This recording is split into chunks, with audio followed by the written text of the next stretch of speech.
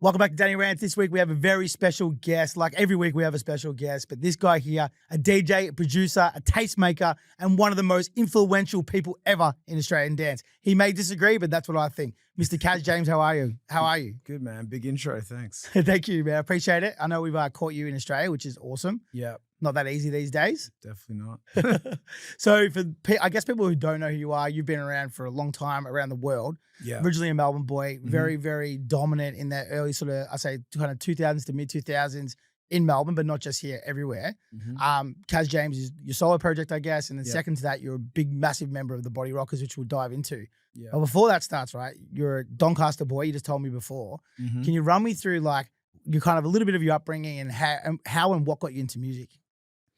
Yeah, I grew up in in Donvale, Doncaster when I was a kid. And basically, yeah, my stepfather was a musician, so he was playing music all the time, jazz musician. But it was more it's my auntie would come home from being out, and she'd buy these records, and we'd sit there as kids watching like all these video clips and video hits. And I think it was Rage, I think it was in the morning. So we'd sit there and like the KLF would be on and one of the dance moves. And, it was just sort of, that was kind of, I was just kind of fascinated by it. I thought it was pretty cool.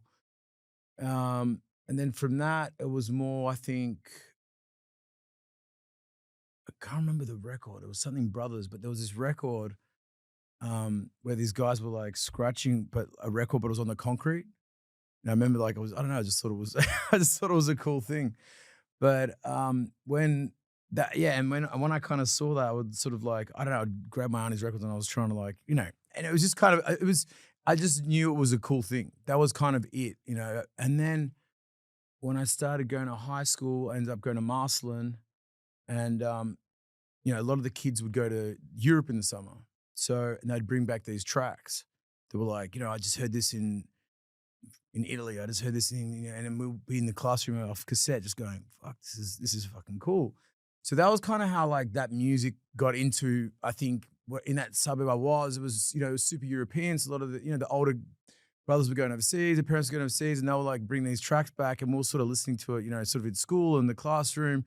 I had a mate from Holland who'd bring back these like happy hardcore, shit. And, it was just sort of around us. And I think, it was, how do I get to there? I'm just trying to give you the timeline without skipping too much. But it was very much, I got to high school and I started going to, there was underage parties. So there was one that was run by a good friend of ours, Frenchie. It was called the Underage Metro. So it was called Time. So, I remember going to that, and it was like, it just blew my mind. I walked in this room and I was like, fuck, this is crazy. You know what I mean? Like 2,500 kids dancing and that sort of stuff. And then I ended up like becoming a promoter for that when I was like, a kid and handing out flyers. But the cool thing about it was the Metro booth was like glass. So you'd be able to watch from behind what these guys are doing. They were sort of lower because the dance floor was lower, but everyone was behind. So I'd just sit there for hours. I was just sort of fascinated by it. And then I became friends with the DJs. So there was one guy called Stewie Allen, and he would always open up. It was Stewie Allen, I think John Course played the underage, and then Andy Van. So I met these guys when I was like 14, 15 years old, and Stewie would let me come in early and just, play on the turntables, because we couldn't afford fucking turntables back then. It was a fortune, you know what I mean? Like, I think it was like, I don't even know how much a turntable was then, but it was like, when the minimum wage was $220 in Australia to buy a turntable, just seemed like, it just wasn't anything even possible, So I'd go in there early and just sort of, practice with them. It was cool. And then again, my auntie was going out, and she was like, she had this sort of disco collection. So I was sort of like, I'd get asked to, like, just wasn't even asked. I would ask if I could play my mate's birthday kind of thing. So my mate's, one of my best friends' brother had a Technics turntable. So we would do these. I think the first gig I did, we had one Technics turntable, this mixer that I set outside for like an auction, like, one of those bargain auction things at a warehouse sale that I got when I was like 14. And then I had a CD player, this Walkman connected to it, because we couldn't afford the second fucking turntable. So that was kind of like my first, I think it was in some girl's garage or something. Anyway, that was like one of my first shows. And then from then I was sort of like, was like, all right, there was a, yeah, I just started, I don't even know how I started. Really. There was another kid around the corner that had sort of decks, and we would hang out on Friday nights and we'd all start playing there. And then from there, I just sort of started buying a few house records, but I couldn't afford the records because it was like 20 something bucks a record, which was vinyl, which was crazy. So I basically started playing disco, rare groove and disco, because my auntie had all those records from the nightclubs. So, like Born to Be Alive and all these tracks. Yeah, in the cheesy ones. So I'd play like Underage Metro. I'd play in the side room. I'd play Warehouse on a Monday that had underage. I'd play Chasers on a Tuesday that had underage. So I was sort of like playing all the underage discos. And then in that period of time, I was turning up my school uniform to Rhythm and Soul and all these record shops in Central Station, and I was sort of building a collection as I was going. Then obviously, Peter Raff and Frank Catella at the time were, Frank did all the artwork. Raff was the big promoter in town. They kind of like got wind that there was this young kid coming through that, because obviously I was playing the underrated, so I had that following of that next generation that was coming through. And Raff kind of, which was kind of smart thinking back, he kind of caught onto it. So, and then I was playing a little bit of overage when I was underage, like Sanity, which is, a few people in trouble now, but Sanity Music had this bar called Same Bar. Pete Nick let me play on Friday nights when I was 17. With some guys, Lords of Rhythm was Mark John and DJ George, who were phenomenal fucking DJs. Like these guys they were going to Miami and they're just like, they were very like the Little Louis Vega and Kenny Dope of Melbourne music. These guys were, and they taught me a lot. So I was playing with them and then I it was, Raf gave me a business card. I remember I must have been, it was about 16, 17. He's like, when you turn 18, call me. So yeah, I did. I fucking called him. So I was playing, there was a Tuesday night at the time at a place called, it was Commercial Lounge. So I think it was like $20 or you could drink from 9 till, whatever it was. And I remember Raf coming in there with Frank and listening to what I was playing. I sort of just sat on the side. And then he's like, oh, let's catch up this week. So I caught up with him and he sort of said, hey, I'm starting this night, One Love. We've sort of done two weekends. Course he's playing, blah, blah, blah. Do you want to play? And I was like, fuck yeah. But it wasn't even about, I just wanted to play the Prince of Wales because they had this like insane Vestax mixer, which was like, full rotary, which I was like, I was just dying to play on this mixer. So I didn't even give a shit about the night. I just wanted to play on the mixer. I was like, oh, is the mixer going to be there? And they're like, yeah, of course. Like, yeah. So, so I was 18 then. So, well, the underage thing too, like we haven't really touched on it much, and I knew that you did that, so it was one of the things I wanted to talk about. But like, they were fucking huge. It wasn't just 2,500 people going to them. That was one massive night, and then there was one the next night, and the next night, Yeah. and a lot of like dance royalty in Melbourne, from promoters to DJs, started there. Still, kind of now, it's a sort of a dying thing, but like back in those days, it was like you talk about Raf and Frank watching you from the side, and it was like scouting. I remember you'd hear these kids were coming up, you'd go watch them, see who was good, find out who was the best, who had the biggest crews and whatnot, and how connected they were to community. That's how you used to build their nights. So when you were doing the walked into One Love, can you run me through what that was like the first night you played? Remember I opened, so I got on at 9 till 12. Yeah, and that was kind of like, obviously they're testing out the young buck. So I played 9 till 12. And at the time, like, I sort of built like a decent enough, collection by then. And again, like I will talk about that in a bit because I'm sure you're going to ask me about Melbourne sound, and I'm sure there's a few opinions of where people think, where this music sort of came from. I have my own thoughts, but I was, early on, you'd play super, soulful, girly music, super gay as well. Like just the idea you get the girls on the dance floor and the dudes follow. It wasn't anything, rocket science. So yeah, I remember like just playing super chill, nothing crazy, and it just just built a night for the guys playing after me. You know what I mean?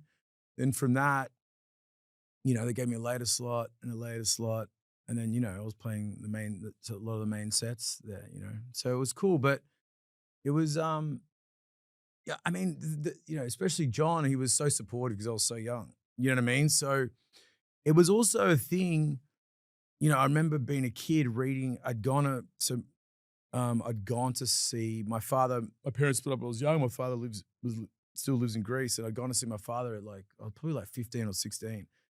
I remember reading this article um, about Carl Cox, being the number one DJ in the world and playing on 3 turntables. And I was like, fuck, that's what I want to do. And, to play with those guys would have to have, I'd have to be able to play 3 records at once on a record.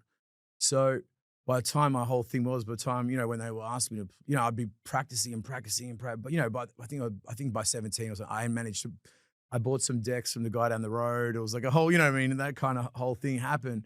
But yeah, it was like, and yeah, well, you're in that fucking room, and you got someone like John who's like, technically amazing, and all the other guests that were coming in, and it was, back and forth. The first few years was just really me and him. You had to fucking deliver. So yeah, it was scary. But once I sort of got comfortable in there, it was fine. It was kind of like my room, and we'd kind of push each other a bit. It was super cool. It was super cool. And that's like one of the most iconic rooms in Melbourne. Like the amount of people that have come from it, Yeah. including yourself, that is like the list is star-studded. I don't think there's probably ever been a club that's kind of produced that many superstars.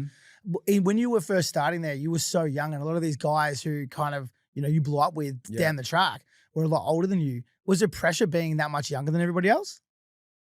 I kind of had to prove myself, you know what I mean? Because they were also like, who the fuck is this kid? You know what I mean? Was kind of the thing, So, I remember like, I'd play recovery after hours at, 161 on Sunday mornings. And a lot of the other DJs, from like the 7 nightclub, like, they'll be bumping the decks when I'll be playing, making the needles jump. There was a bit of that shit going on. There was also, there was a bit of like, who the fuck's this kid? You know what I mean? But, but there was a lot of people that were super supportive that were older. You know what I mean? That were like, that, I would spend the time to listen, I think, to these guys, and I learn a lot from them, especially about like just how to fucking behave. You know what I mean? Like there's that whole thing with, you wait for the DJ playing before you to pull his headphones on before you come in. All this etiquette that was like, like you don't see anymore really, unless it's the old guys, So it was very much, I think, it was just about earning my stripes. But yeah, there was definitely moments where, people were like, they'd come on and then I'd have to fucking step it up. You know what I mean? And, I would deliver. Pressure creates diamonds, they say, right? So Yeah. sometimes the pressure is what make you. Yeah. Another thing that I find interesting, so I want to go into it straight away. You're over playing like Patra and you're playing overseas pretty young. Like from my understanding, 19 to 21. How do those doors even be open? Like, people dream of that their whole lives, but pretty quickly you're starting to play, I know not necessarily main room, but you're playing some of the biggest clubs in the world. How do those doors open up? So basically I started the Prince. There was also one of my best friends, Albie, his parents buy him a nightclub, which is insane at 19 years old. He bought him Fabric, which was the old Empire on top of Windsor, which was a massive nightclub. And me and him start hanging out a lot. I go to Sydney, and there was a night called Biblos, and there was a Australian DJ, Sarah Main, who ended up becoming like she was the first. We had you had your Pappas and all those sort of guys, but she was kind of the first, from a house world that was kind of like playing there with all these jocks. I think, there's Luke Neville's and those sort of guys, but they were more at the Cross in London. But she was a resident Pasha Ibiza, and she'd just gone from Sydney. So before that even happened to her, I'd met her one night in Biblos, and cocky Kaz that I was. Albie, my mate, knew the guy there, whatever, and got me on. And I remember dropping this bootleg. It was DJ Spinnin', which was a sort of a hard record to get. I think I had a copy, of course, he had a copy. And she comes up to me and she's like, "Who the fuck are you?" And I didn't even know who she was. And I was like, "Who the fuck are you?" She's like, I'm the fucking resident here. This is my club, And I was like, "Oh, I'm Kaz from Melbourne." We started chatting. Anyway, I ended up just playing with her. And we ended up hanging out for a few days after in Sydney. Anyway, she goes on this trip, ends up becoming the resident at Pasha in Ibiza. And I was like, fuck. So I end up going over there. And no, I'm getting this wrong. All right, remember this part. Then I'm playing. I go back to Melbourne after that. My mate who owns the club books Frankie Knuckles. So Frankie's playing in the main room. I'm playing in the side room, just playing reg, groove, and disco. Nothing, it was like me and, Taxi or, one of those sort of guys. And this big, sort of tall, flamboyant gay dude walks in and he's like, "Who the fuck are you?" And I was like, I'm Kaz. He's like, "How do you know these records?" And I'm like, "Oh, just chatting, whatever." Anyway, so he's like, "You got to come meet Frank." And I was like, "Oh," so it was John Brown, who was Frankie Knuckles' tour manager. So I meet Frankie and we started hanging out a bit and we went for dinner and lunch. And he's like, "Listen, when you got to come overseas and open up for some shows for me." And I was like, "What the fuck's going on?" So I ended up going over to, I ended up going to Ibiza. I think I slept on Sarah Main's couch for about 2 months. And, Frankie introduced me to the guys at Pasha and they're like, "Hey, do you want to spin some records up on the terrace?" So the terrace was basically, there was this bar and there was a terrace, a small room, I was like 19 at the time.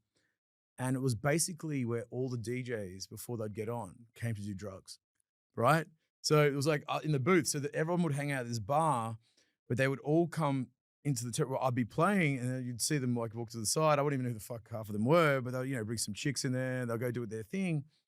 And then I would kind of meet some of them, so you'd meet, Eric Murillo's to your Darren Emerson's to all these sort of guys and, and they'll just, they'll get fucked up and they'll just start playing with me as well. So they sort of became comfortable with me.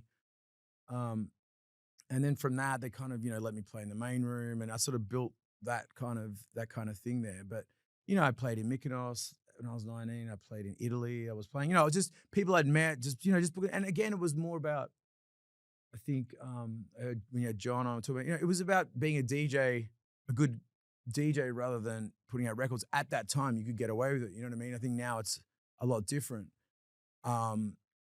So people would hear me play. "Oh fuck, he's cool. Let's book him for this." You know what I mean? It was very much that kind of world. I think it's networking too, right? Like the old days back then, obviously you had to have skill, but it's who you knew, like, or who you met along the way. And like the more you were out, the more opportunity. Like, correct. Most of these stories start with some sort of strange meeting of people that turn into this massive opportunity. Yeah. That is one of the fucking coolest stories I've ever heard. Yeah, Just yeah. putting it out there. Yeah. So coming back full circle, I've got lots more. I'm sure you do. Yeah. So coming back to Australia, so you sort of, I know that you kind of moved over to England. Not sure when, was it around that time? So basically I'd come back here. I'd play. I would save all my money. So I wouldn't even pick up my money from the prints. I'd come back. I'd do like, a few months, save all the money I had and basically go back to try and, make it. Basically, that was it. It was like, there was no fucking, you just had to be there. There was no like, I'll go with my fucking one suitcase with my few record bags and go back there and just trying to hustle. Meeting people, I stayed at a mate's place in Milan for a month, just, played there a few times. It was just trying to be there. So obviously, back then, like that, there was so many great DJs. So they didn't want to like, there wasn't like a lot of money in it. So you kind of had to just did it for the exposure, really. Yeah. So when you came back to Australia, you kind of still dominating over here, right? But there's a point where you start a group called Bodyrockers. Can you walk me through how that begins? Yeah, I think again, I realized that, I kind of got to a point here in Australia, I felt where, I was one of the biggest DJs. There was so far I could go in Australia anymore. I kind of hit that thing. It was Johnny, it was me, it was Phil, and there was sort of I kind of did it. You know what I mean? I was playing all over the country. And you were like, what, 21, 22 probably by then? 21, 22 by then. Normally it takes people decades to hit that ceiling. And I'd put a few records out, basically. I did my bootleg of Eurythmic Sweet Dreams, which blew up, and Murillo's was playing, and everyone was playing all around Australia, whatever. It was big, and then Pete Tong played on Radio 1. So it was kind of that going on. So what we're doing, because I wanted to make records with these people, and there wasn't a lot of people making records here. It was a bit proggy, but for the house stuff, it was kind of really difficult, So I would tour some of these guys. Just, I'd make a bit of money, but I'll be like, "Oh, I want to work with this dude." And I'd bring him over and we'd do the party and, and I'd just meet them so we could try and, make some music together. So the other guy in Bodyrockers was in a group called Color Sound, and he made a record, Fly With Me. If you remember that. Fly No, with I don't know the me song, no. to the sun. Good vibrations, everyone. Oh, yeah, Right? yeah, yeah. Okay. So that was massive in Australia, like fucking huge. So he was friends of a friend of mine, Jason Hurd, who was signed to Subliminal Records that I'd met him actually in Miami, my first trip to the States that Rafi and Frank paid for. When I was a kid, I'd met him. Um, yeah, he was a friend of his. And, you know, we brought him out because Raf loved him when we met him and he played for us at the Prince. And he's like, oh, mate, Dylan. So I brought him out. And yeah, I guess we went to, we hung out and we kind of did this show because I didn't realize that he didn't, when we toured back then, I didn't realize he didn't fucking DJ. He just sings and plays guitar. So I was like, fuck. So I ended up getting on the tour with him and I'd DJ and then he would play guitar at the top and sort of sing. So we ended up doing this tour and I was like, fuck, it was pretty cool because I was play like, you know, I'd play like fucking White Stripes and he'd play boom, boom, boom, boom, boom, boom, boom. And no one was really doing that at the time. Then I'd play, you know, other record and he'd play, you know, whatever it was and, you know, Fall to the Floor and all these sort of big tracks that were sort of creeping up at the time. We go back to, well, I can't remember what I was doing. I was going back to Ibiza. I pop into London. He had a recording studio because he was more like a mix engineer, musician. And he's like, we should make a track. I was like, all right.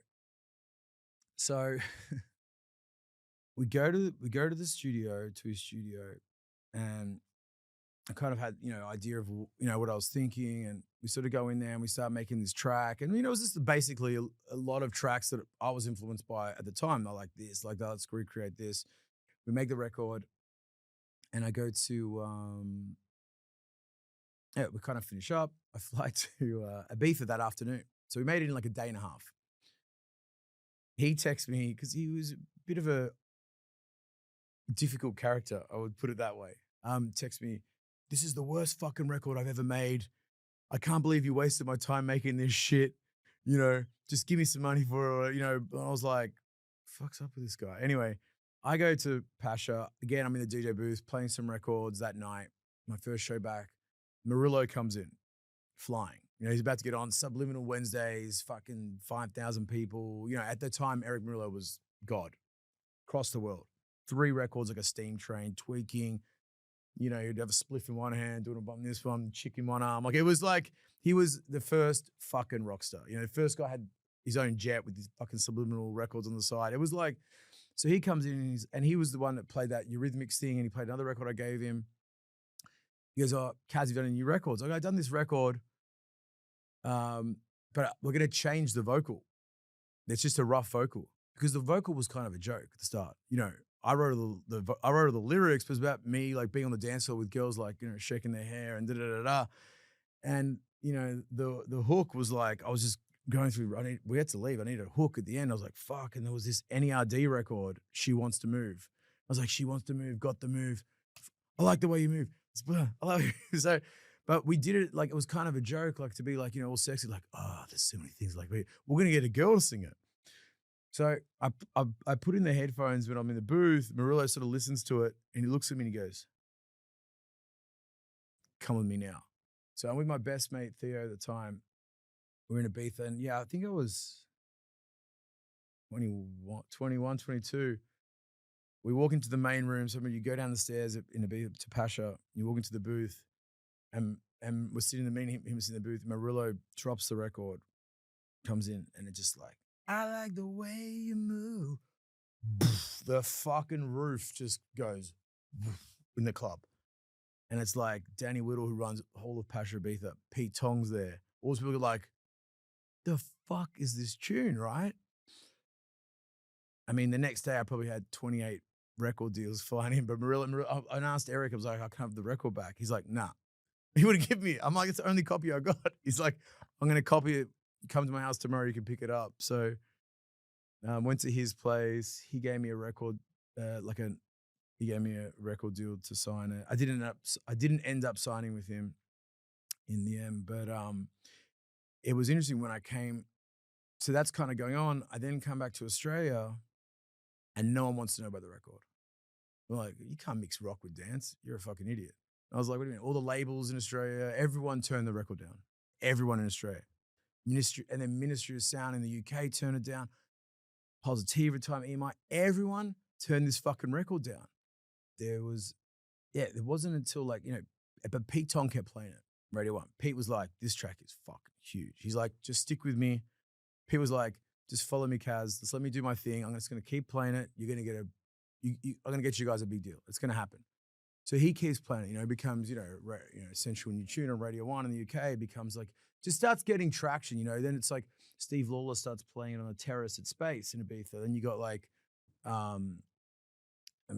your David Guetta's, all these people all the time just start playing it. And you just see it organically grow. So it's time when it took 10, 11, there's no fucking internet then. So there's no like social media where someone posts it and everyone goes crazy. It just organically grew. You know what I mean? So all the right clubs. And then finally, we got an offer from Universal from this guy it was Matt Jagger and this guy called Elias Christides. And Matt originally was at Ministry. And apparently he wanted to sign it, but they fired him. And then he was at Universal. He's like, I'm fucking signing this record. And at the time, like dance music was in this weird hole. It was like, like we were always the bastard child of music. It was like everyone wanted rock and roll and hip hop. And it was like, and I could see that's why Pete was pushing it so much, because it was such a new sound that he wanted to get through that would keep house music and that kind of thing moving forward. And they came up and like Pete called us about this track, we want to sign it. So we had a meeting with them and they signed it. So, and then I came back to Australia. I remember I had no fucking money, by the way. I was sleeping. It was funny. My mate was sending me, from some of the touring shit we'd done, he was sending me like 200 Australian dollars a week. To the other guy, Dylan in the band, he's had this crazy friend, Caesar. And he had this like it was like his daughter's bed that I could crash there when she was away with her mum. And then I'd have to swap it. It was fucked. But I did that for about 3 months.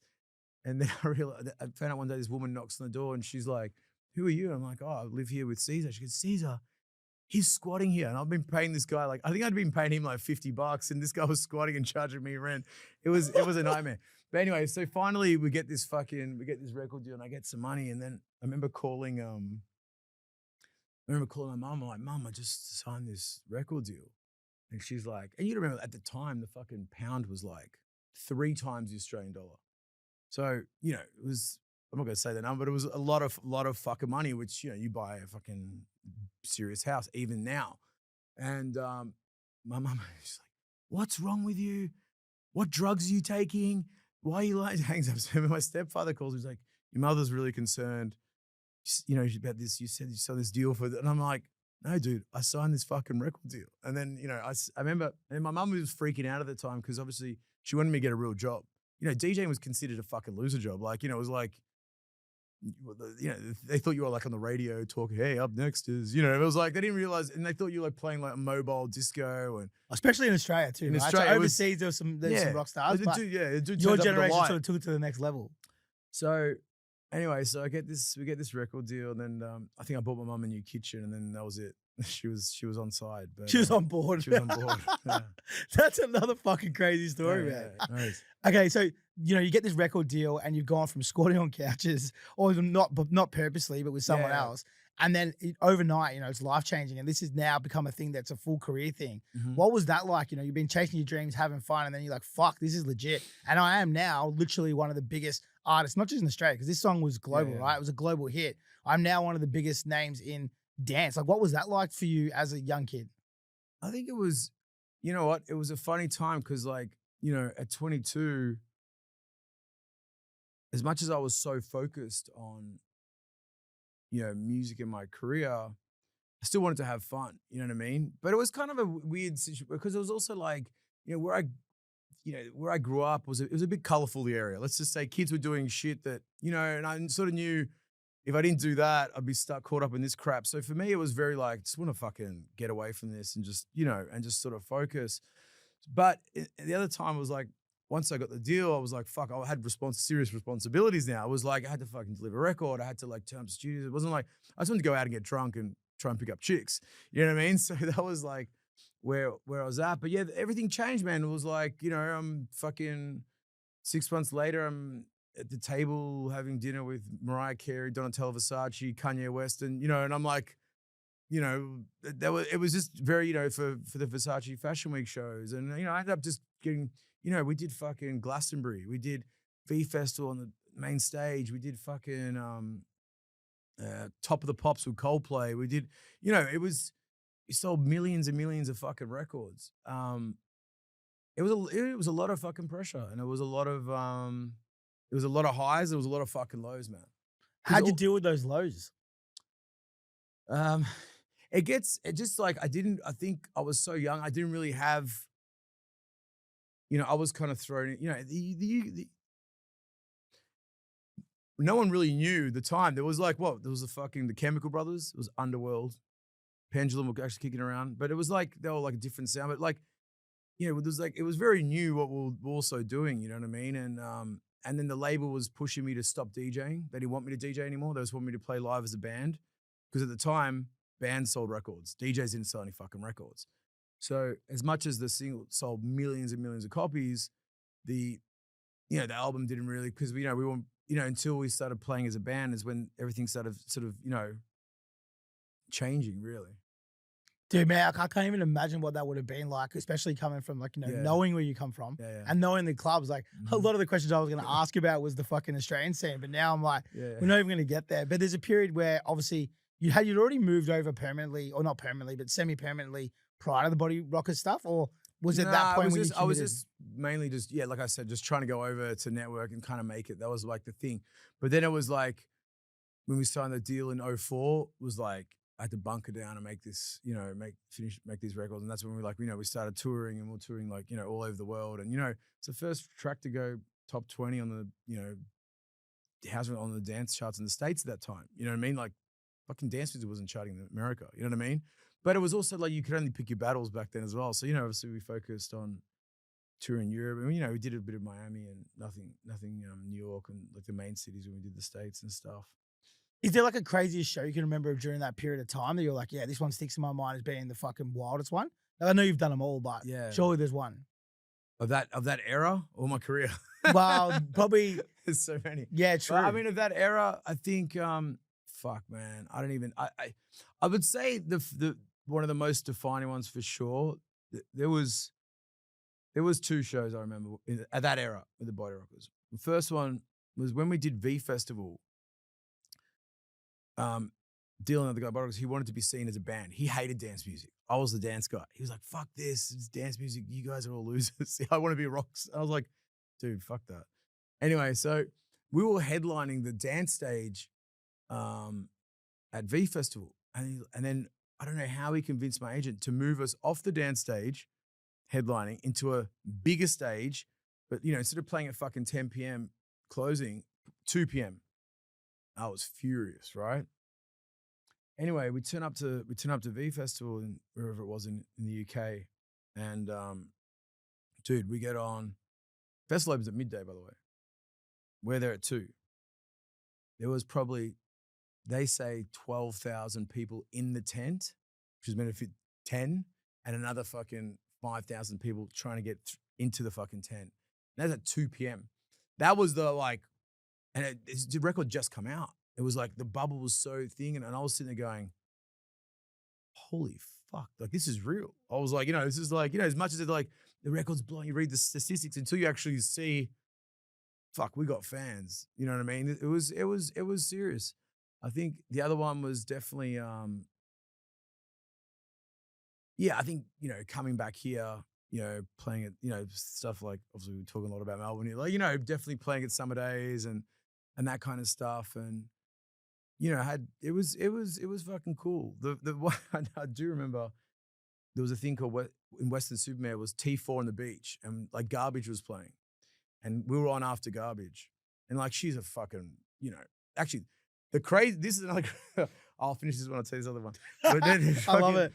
the garbage. So I'm like, and she's a fucking rock star. Shirley She's Manson, running, yeah. up and down the stage. Like, I went and saw them in LA like a few months ago.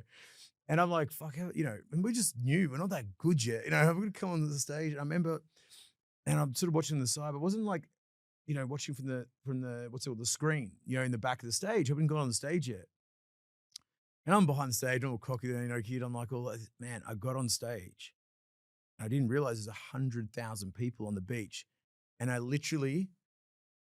froze on TV, national TV. I was like, and it wasn't my bass player come to me. He's like, Kaz? And I was like, oh yeah, fuck. And then I had to, stop. It was, that was a crazy one. Another one, yeah. I mean, the first show we ever fucking did, because at the time when you go on tour, you warm up playing at like all the universities. So they put you in like Cambridge and Oxford, like you do the university shows, the university tour to like learn, to just basically practice. People still do it now. Yeah, exactly. So we fucking first show it was like Oxford University, and we're playing after the Kaiser Chiefs. This is one of the fucking greatest bands in the world. I'm like going, how the fuck are we gonna get on after this shit? But thank God the record was so big, people forgot all the other crap we played in between. They just waited for that, so it kind of worked out. But yeah.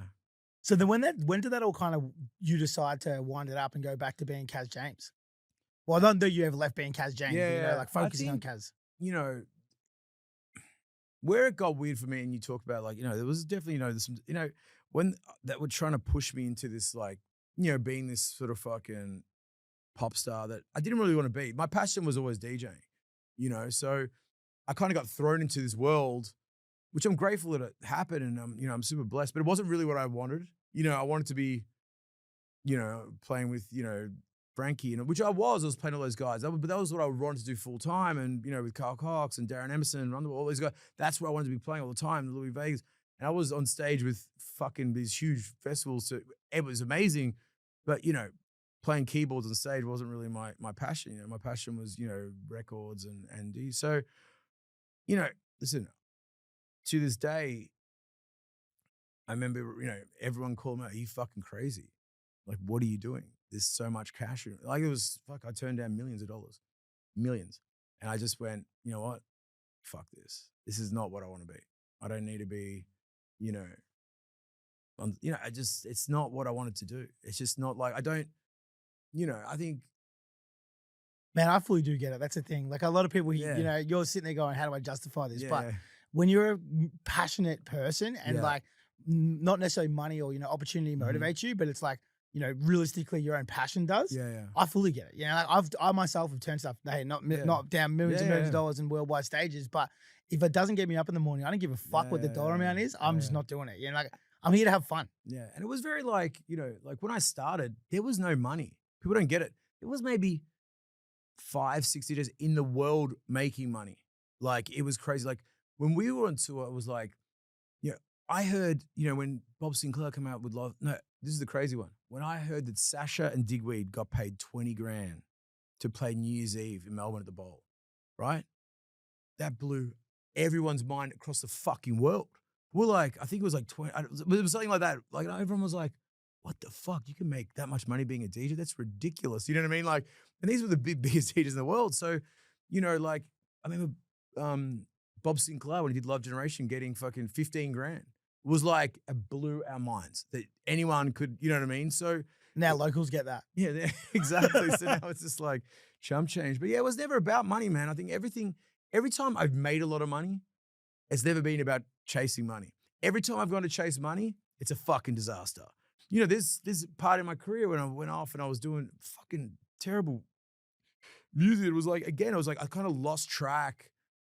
Especially after Bodyrockers, I tried to lost track of where I wanted to be. I was like, all right, it was also like, I was so used to being that guy, get to humble a bit and go back into that world and just, you know what? I'd start again as Kaz James. So I went back in and, and somehow I managed to pull it off again. I did 128 shows last year around the world and, keep putting records out and, so I'm some of the biggest labels in the world, working with some of the biggest artists. It's insane how long your tenure's been in this scene and like ups and downs, round and rounds. Mm-hmm. One of the things that definitely in home soil you've been super famous for, you played all around the world, but it was Scorpios in Mykonos, right? You end up living over there for a big period of time on and off. Mm-hmm. How does that begin? So it's another good one. Yeah, it was definitely, there was a period where I kind of, again, I was just making, I made records with, for David Guetta's, with Fast and Furious soundtracks. And I kind of became, produced Macy Gray's to, with Lethal from Limp Bizkit. I was, it's kind of that guy that was making all these, I was making records with and for a lot of people, and it was actually, I worked on the, which went #1 in the UK. And I remember telling him like, oh, dude, I changed your chorus and blah, blah, blah. And he was like, oh, I didn't even know that. I was like, you know what? Fuck these guys. They didn't even know, like, if someone fucking wrote my chorus, I'd be like, man, thank you so much, everything. I'm like, it's just a different world. It was like, and I was like, I don't want to be part of this shit where like, these DJs don't even fucking make their own records.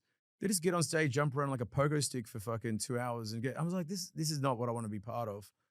And I just kind of was like, I was going to go try basically something else. And Thomas, who started Scorpios, I was one of his favorite DJs when he had another club called Paradise. And he was smart enough to realize that he'd book the Aussie DJs because he knew that so many Australians were going to Mykonos because of, the Greek heritage in Melbourne. Someone told me it's up to 80% now. Like that, I don't know if that's true or not, but that's what someone told me. At one stage, it was 50%. I think there's a lot, which is a lot, And so I was playing for him. And at the time, I kind of I'd stopped fucking DJing for a second. I was like, dude, and, just come out of a big breakup. My whole life was all in shit, also, in London. And I was like, what the fuck do I want to do? And I was like, what, fuck DJing. I don't know. I need to work something out. And he's like bringing me up. I was like, you need to come back. You need to play for me. You're my favorite DJ. And I was like, nah, man, I'm done with this shit. Like, and he's like, please, please. And I was kind of like living in limbo at the time. And I was like, all right, fuck it. I went over and they just opened the venue. And I remember Sneaky Sound System at night, they were playing. And a few people ended up playing and smashed it, obviously. But it was like, because the music that I saw the lineup they'd booked, and for me it was like as soon as I got there, I could just feel it had more of a Balearic feel, like more of that early Ibiza feel. It was a bit more Balearic, it was bohemian. I just played more like that sort of like masterwork, that sort of on what Luciano was doing at the time, and yeah, it was rocking. And they were like, you need to come back, please. You need to play every week. So I just was playing there for like a year, playing through the summer, and then from that, obviously, I picked up more shows. And a year later, I'm fucking back on the road like a maniac. But it was fine because I was doing the music I loved again. You know what I mean? So, I also I was managing myself. Got rid of all the fucking managers. Got rid of these people. That's rare, man. Yeah, that's real rare. And I still do manage myself now. Yeah, and really. I have a team of people that are hire, but it's like, and you just get fucking obviously. You get pushed into somewhere you don't want to fucking be. And that's happened to me too many times. I'm always like, fuck this, man. You know what? If I don't want to do the tour, I'm going to fucking do the tour. Man, I rate that. That's so sick. You rarely see it. Yeah. Like, listen, like even, one of my agents she would be against me doing this chat with you now. Totally against it. You know what I mean? And I'm like, why? You know what I mean? So it's always like, stuff like that. Whereas, at the end of the day, I'm like thinking, look at these people going, I'm the one that's successful. The fuck do you do? Like, you trusted your gut. It's trust my gut, what I mean? So I'm like, it's like, fuck this. You know what I mean? So it was always like, that started happening. And then, yeah, man. It's continued on. So you've gone on and you continue to play around the world. Obviously that Scorpios, you were there for 6 years. I know you've since gone to do other places in Mykonos. You're still like a global nomadic, right? You're just traveling everywhere. Where are you living at the moment? At that time or now? Now. Well, yeah, I live between Los Angeles and Mykonos, but I think moving forward, I think it'll be Los Angeles and Ibiza, back to Ibiza this summer. So, I got a lot of shows coming up there. I think I did 10 years in Mykonos, and I think it's time to go back to the motherland in Ibiza, and I'm playing the opening of Ushuaia on the 26th. Of April. It's gonna be sick, and then playing with Black Coffee and High, and there's lots of shows sort of that I have coming up. But I think, I mean, the thing that really worked actually for Scorpios and why the night actually worked, talking back to that, is that as much as I had the Australian following, I was living in LA, and in LA at the time there wasn't really any house DJs. There was these, the big EDM guys, but there's no one that could play house. So the guys that sort of traveled to Europe, they'd be like, they would book me all the time. The guys that like, in the clubs, like there wasn't many guys that were playing house at the time or living. There was a few, but a lot of them sort of came in, left, you know what I mean? Like, Jamie was there for a bit, Jamie Jones and a few other people, but they kind of bounced, and they were like, I was there. So I kind of had that like following. And from that, I kind of got into like, I was getting booked for a lot of like high-end private stuff, you know what I mean? So when I was playing those kind of stuff like Scorpios and I would sell like all the tables out because of these sort of clients were starting to come through that I was sort of building that kind of base, which is why it's sort of really, started to work. Those guys, like, I know obviously Electric the other day you were playing with Seth Troxler. I know the other day you were just mucking around or playing with, I should say, Seth Troxler at Electric. You mentioned Jamie Jones. These are massive American guys, best in the biz. Why did they all move to Europe, right? So you've gone to LA. Why did you do that, you think? Well, mainly I went to LA because, you've done the opposite. Yeah, well, I went to LA, because Pete Tong kept fucking, he's like, you need to get here now, because it was like on fire at the city at the time. But I just kind of fell in love with LA. I just love California. I love the weather, the city. I love going out and meeting different, I was in the studio in LA the other night and, I walk out of the room, it's like Channel Tress and all these people, just, it was just hanging out. It's just like, it's a community and it's like, everyone kind of like likes to help everyone, there, you know what I mean? So it's a cool, definitely a cool vibe there. Is it the best place to tour from? Fuck no. It's the worst place to tour from because you're like 12 hours to anywhere. You know what I mean? So it's an absolute nightmare. But yeah, I'm a fan of LA. Man, so your record label too, obviously you, I'm guessing, own it and manage it yourself. So you've got a whole bunch manage it myself, but I own it. Yeah. You own it. Yeah. So what's the go with that? It was just like, again, I was just, you hand your record to someone else. It sits in a line for months until they release it. And then, and I just wanted to be able to put out records that were like, of the time, that working at that moment. So I'd like to come out of the studio and be able to release a track in a month. You know what I mean? Because that's what's hot that month. You be in the summer touring, you make a record and then you're not going to put it out to next year. It kind of loses its, and I think records are all about, releasing the record at the right time. And, you'll have people, I'll finish a track and like, I'll send it to Seth and whatever, you know what I mean? And like these people, they all playing the record, but, but we all change records really quick now, because of social media, because of this whole thing, you can't keep playing the same fucking record. So everyone's digging like they're getting around. Whereas back in the day, you had, on vinyl, you're the only one that you knew. They only printed like a few copies, so you could just rinse that record for ages. But now it's like, so as much as like if you're giving people out like unreleased music, you kind of got to get it out quick. And I'd give them the records, and it would get to a point where, I wanted the shit to come out, and they'll just take forever. So I was like, fuck it, set up my own label, build my own crew around me, people I like, that release records, and yeah. Let's see. Kaz, I've got one more question because we have to wrap up, unfortunately. But what I want to do is say, will you please come back? Because I know we've just scratched the fucking surface of wild stories. I know you're going to fly around the world for the next of course. umpteen months. But when you come back, I would love to have you in that chair and just deep dive into the wildest and craziest stories you've got. So this podcast was too good to end right here. And basically, I asked Kaz, because he's normally flying around the world, if he would come in tomorrow. And he said yes. So instead of doing it months later, we're doing it right now. So you're about to see the extension of this episode here.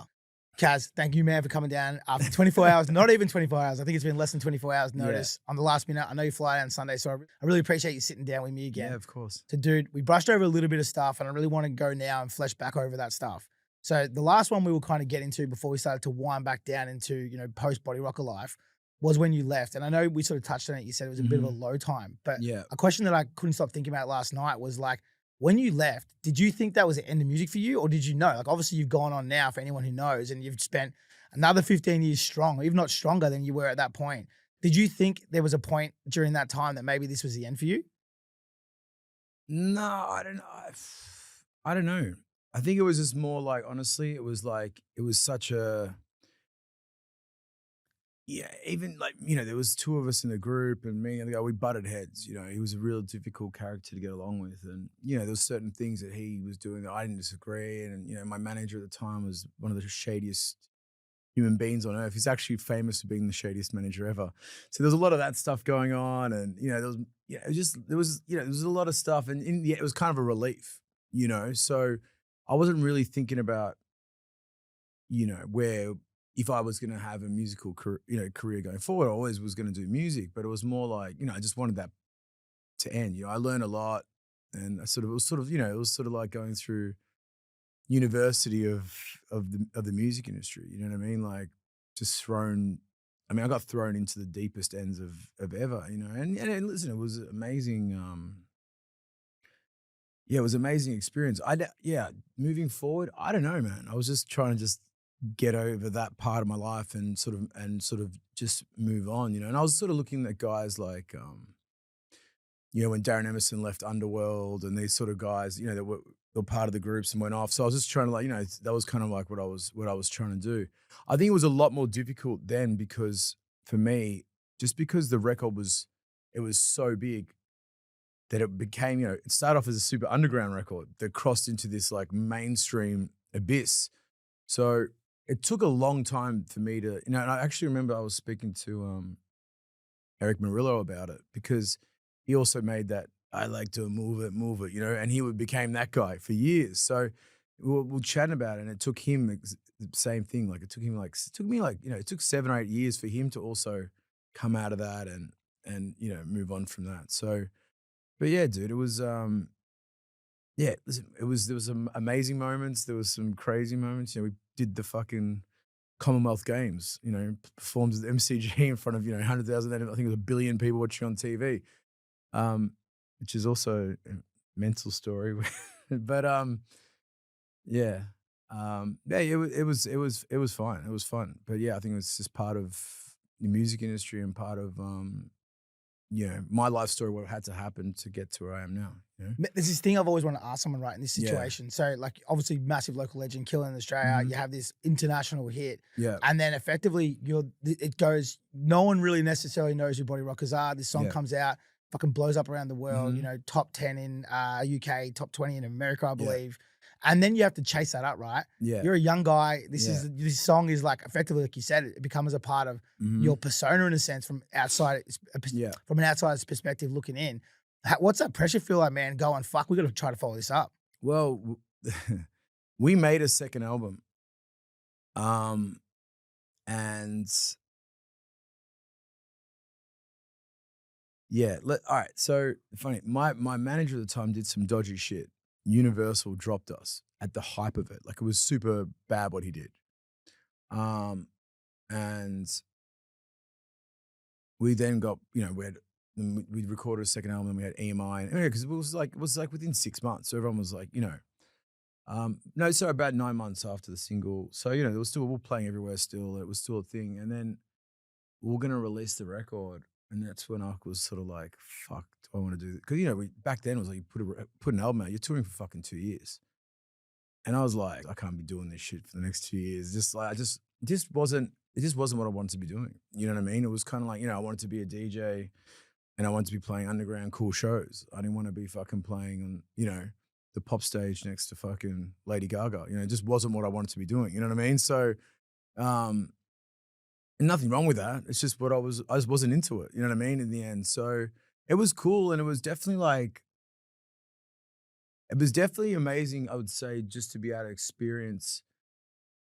And I don't think, a lot of DJs never get to experience that, but playing as a band when you're so fucking tight and that energy on stage, like when it's just all clicks together, I understand, like, I never would have got to experience that until, unless I did what I did, because it's a very different experience from, like, DJing and that sort of thing, especially, there's also different experiences in DJing, when you're playing vinyl, if you're playing, um, I think CDJs is two different, very different feelings. You know what I mean? So I think, when you play vinyl, it's kind of like, when you're playing like vinyl and you've got like, 2, 3 records playing at once, it's a high, man.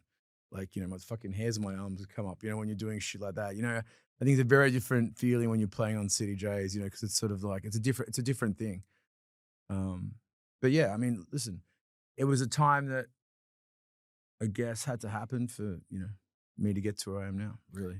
The But second part of that question, right, is yeah. that same thing. So you've got this hit record, and I Yeah. wanted to understand that kind of like pressure to kind of again do it again. Mm-hmm. You kind of leave, and the next part is okay. All right, now you're Kaz James again, Yeah. but from Bodyrockers, right? You've got Yeah. to go then recreate yourself, and Yeah. you're doing what you say, like the commercial success, and you want to go back underground and knock around with the guys who you do now, but like Eric Murillo, fucking, all the Patra residents, all the coolest people in the world. Mm-hmm. What was it like stepping backwards and then I guess having to the pressure of feeling like this is what I want to do? Yeah. Was there any sort of like kind of butting of heads in there, or and what No, did it feel like going? Yeah, okay, this is what I'm doing it was next. pretty humbling, dude, because it's like I've gone from like, performing for, hundreds of thousand people, then going back to starting again. Really, that's what it was. But I was cool with it. I was cool with it. It was like, at the end of the day, I was a lot more happier playing to 500 people in a room, playing music I love, than, just doing shit that I was, being forced to do. You know what I mean? There's only so many times you can play fucking Seven Nation Army. You know what I mean? So, so it's like doing like, these sort of rock house sets and all the electro shit.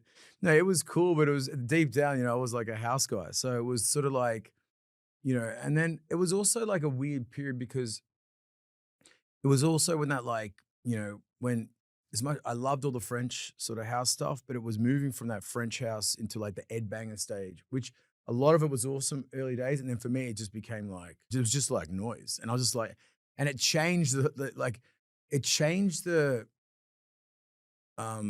so I love all those dudes. I love it. But there was one set, it just went, I don't even know what was going on. And it was sort of, Australia loves a fucking, fad as well. They like to jump onto shit. So it was like, and I remember turning up, it's a funny story. I remember turning up to One Love and I was like, I remember pulling Draw aside, who was the partner with Raf and at the club.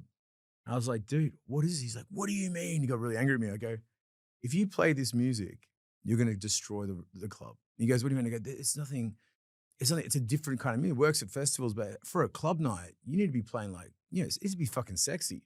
Chicks aren't going to come turn up to this shit while dudes are jumping around like for 2 hours. Plus, I could see like, Raf called me and go, man, the people aren't staying that long anymore. They're like leaving early. I'm like, what do you mean? He goes, they're kind of done by 4. They're not standing there, people be at the Prince till 7 in the morning.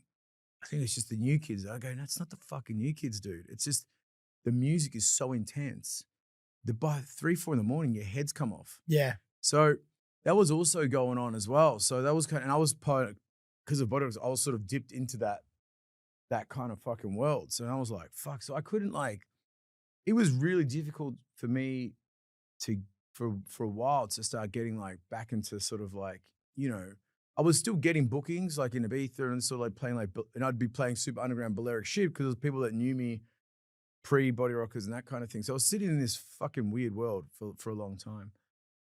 I think definitely one of the biggest changing points in my career was definitely, which kind of reset everything because I couldn't find, because I was kind of like the youngest of that generation. Like I was, and I kind of was, and I was super lucky that I got to play records and all that sort of stuff. And I think it definitely helped me become the DJ I am today. There's no way I'd be as good as I am now if I'd started now, just because, the schooling's very different. And it wasn't, I was trying to find a crew that was young at my age, you know what I mean, as well. And like a lot of the guys are a lot older and they'll, kind of seen it as a bit tired. So, and it wasn't until I went to Coachella one year and 2014, I think it was. And a few of my friends were throwing this massive after party. And I sort of like, there was a weird stage I told you where I was like, fuck, I don't want to fucking play anymore or whatever, And my mate, best friend Mikey, who was, really one of Seth Troxell's best mates. And Seth was kind of the guy at the time, And I remember I'd gone to see him I was having lunch with Philippe Zadar from Cassius, bless his soul. He was a good mate of mine. We're in Ibiza having lunch. And he's like, you got to see this guy Seth play. And I'm like, what do you mean? He's like, I saw him once. I think he was high or some shit. The mixes were going everywhere. I know he plays vinyl, but he goes, no, trust me. Like one in 4 is one of the best sets you ever heard in your fucking life. And I was like, all right, fuck. So I went to Circle Loco, I went to DC10 with Philippe, and we went and saw, Seth, and he fucking smashed it. And I was like, fuck. I'm like, how old is this dude? And he's like, oh, he's like, whatever he was there. And I was like, shit, he's like, similar my age. And then I sort of, I started looking into that sort of crew of guys. I started reading, they were making like cool shit. Anyway, I went to Coachella. I got introduced to him, and he was going to play this party. There was like probably like 1,000 people, but like really good. It was a fucking cool party. And my boy Mikey is like, Kaz, you got to get on. I'm not fucking getting on, man. Like I'm done. He's like, you got to get on. I was like, all right, I'll get on, but I just want to play rare groove and disco. I'll open up the room, like I'll build it, Anyway, I start playing, and around about 12 midnight, and yeah, I remember I dropped this Derek Carter record. I remember exactly when it was. Anyway, but Seth is like, it's one of my fucking favorite tracks ever. Anyway, he's like, let's play together. So I was like, yeah, cool. So we started playing. Anyway, I ended up playing for like, I think it was 13 or 14 hours, right? Till like midday. And that was kind of like, when I talk about like LA, how I kind of got roped into LA, it was like every person that was sort of anyone in that world, every promoter, was in that fucking room. And I just happened to be playing, the whole night, and just was, and I obviously was still collecting, buying music, and had such a knowledge, but it was just, it was like I knew how to play a 12-hour set and close it out, with, it was so, into rare groove, into disco, into fucking soulful house, into, it was just, and I think that was definitely the reset where after that show, people were like, started calling me again. Yo, can you play, and it was, these cooler parties again, these more underground things. And that was, because, Coachella is such an international festival. So you had all these promoters from all around the world in that one room. So that was definitely, thanks to Seth for letting me play, but that was definitely a big reset, in my career. Man, that period of time too, like you've just taken me back to it, when like Seth, Jamie Jones, Dave Lazarus, when they all blew up, it was like, it was right, you're right, it was like this commercial boom. And then there was this like level of underground, but it was fucking just as big, it was huge. A lot of that same audience that, were going to we're into commercial house kind of moved across to it as they grew up and matured. How refreshing was that for you to finally be going back to something like in that moment going, fuck, I love this again? Yeah, because it was like I said, it just became this like fucking, and then like you had all the EDM trash shit going through, and I was like, what the fuck is this shit? Like, and it's not even like, what is this shit? I understand it, and thank God it happened, because it introduced the music to a lot more kids from a worldwide standpoint. But as anything, kids like, and then listen, when I was a kid, I listened to the fucking worst shit as well. Like, and it's not until you like get older, you're like, okay, cool, this is fun. But then you're like, oh, this is cool. Oh, wow, this is fucking cool. It's a gateway drug. It's just a gateway. Yeah, exactly. It's like you start it, you're like, fine. Everyone has it, right? Like one of my biggest favorite tunes that got me into dance is Eric Pride's Call on Me. Like, I still love it now, but that's an amazing record. Yeah, it is true. It's a very bad really example. Cheesy record. But it was like one of those moments where I'm like, cool, it started my journey. And now what I'm into is so vast and so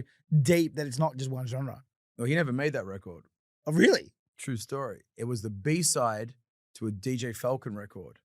I think it was the B-side to, I can't remember which track it was.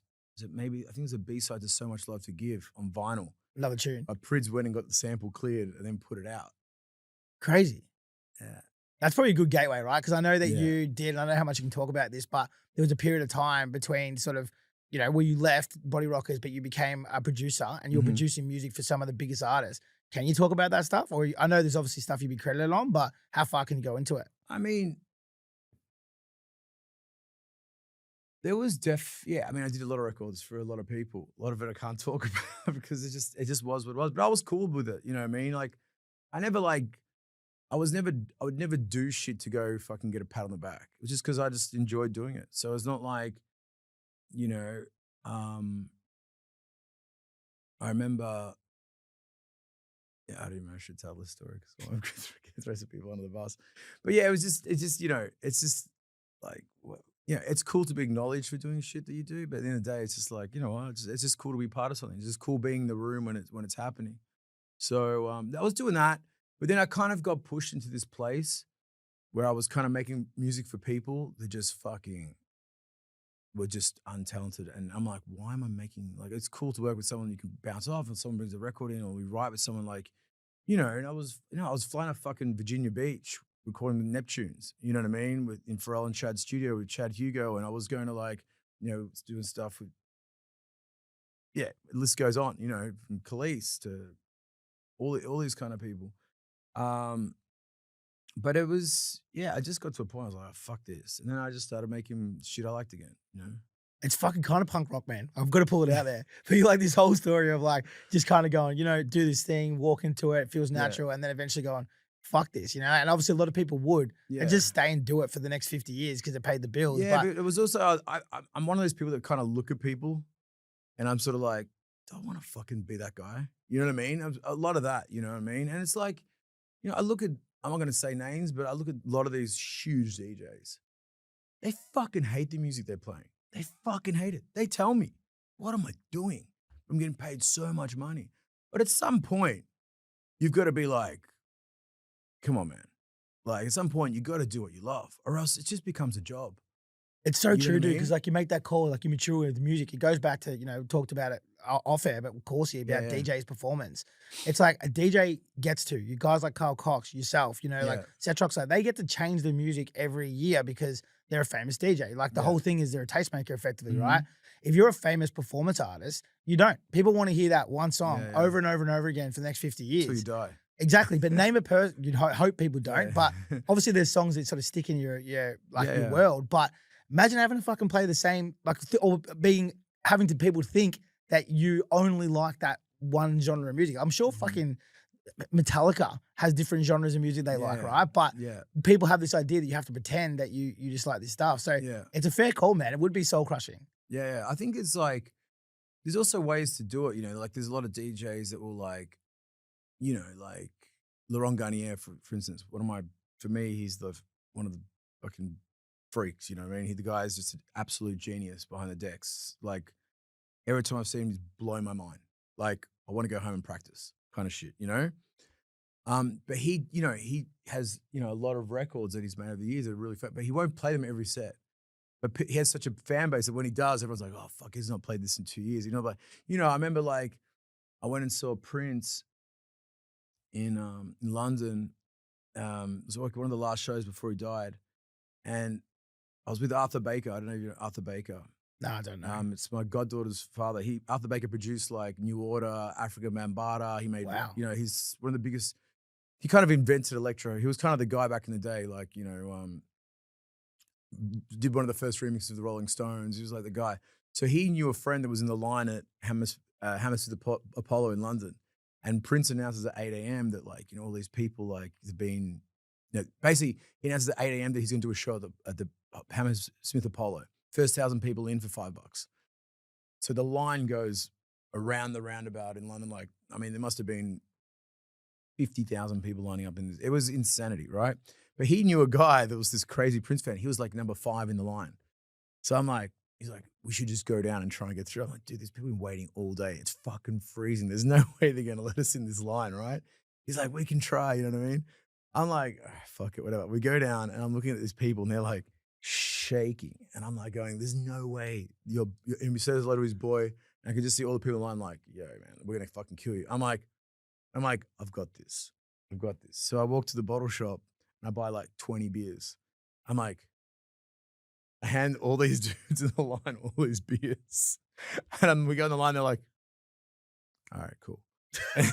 So we go into this Prince show and I'm like standing in the front, like front row, and I'm with these psycho Prince fans, and I never forget like the power of just like not playing a record. So it was like, you're sitting there and he's like, and if you bump them, they're like you cannot move. They're like, they all know each other as well. They're like psychos that just travel around the world.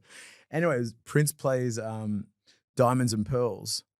And yeah, it was Diamonds and Pearls. And they all start crying next to me. And I'm like going, what the fuck is going on? He goes, he hasn't played this in 20 years.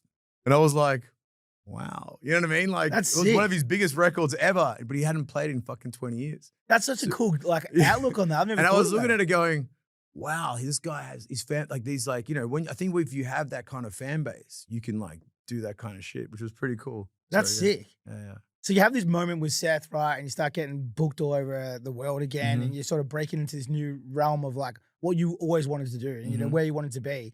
From there, like, where does it go? From there, where does it go? Where does it go? I guess I just start getting back into the groove of it. So I I did that show. The same time, Thomas from Scorpios is calling me to come back and start playing again. And like I said, yeah, I was like a bit like, whatever. And then I started playing it this night on Sunday, which basically, the guys from Sneaky were there as well. And then they would play early in the night, I would play after. And then it just progressively built as a singer. The first year it was like, yeah, they've got kids. So I played, I played the whole summer. I'd usually just play July and August. And then they would go back to Oz and I'd play the whole summer. But, I remember playing it. It built very slow. So the first year, even the cleaners were on the dance floor. There was hardly anyone there. It was just and then just organically. But by the second, third year, and again from that fucking show at Coachella, all that crowd, there's like, the VIPs are there. The Americans started, coming to Scorpios. Plus, so we had the Aussies, we had the Americans, and then the night just sort of built. And then I kind of became the Scorpios guy for a minute. You know what I mean? But that was cool because it just, helped me get my shit back together. I loved playing again. And then I started signing some records to Nick Fanciulli's label, to Save Records.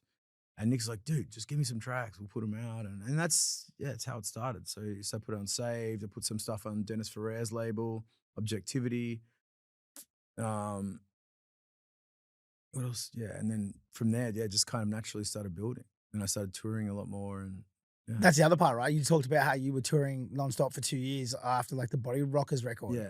Then you're back on tour again. I know Yeah. you've done something like 170 shows or something wild last year. 128. Yeah. There you go. So yeah, crazy amount. So going back on the road and to that level, like I know Yeah. you were at Scorpios, but again, that was a residency, and no doubt you're playing stuff in between. But now you're proper back out. Yeah. What's it like being back out on the road? Well, I was never, all right. So I'm always the guy that says no.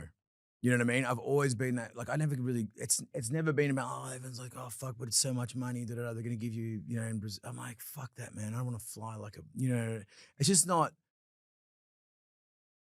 The work is not the show. The work is the travel. So, and then you just got to look after yourself at the end of the day. So it was always, I'm always, if it's easy and I like the show, I'll do it.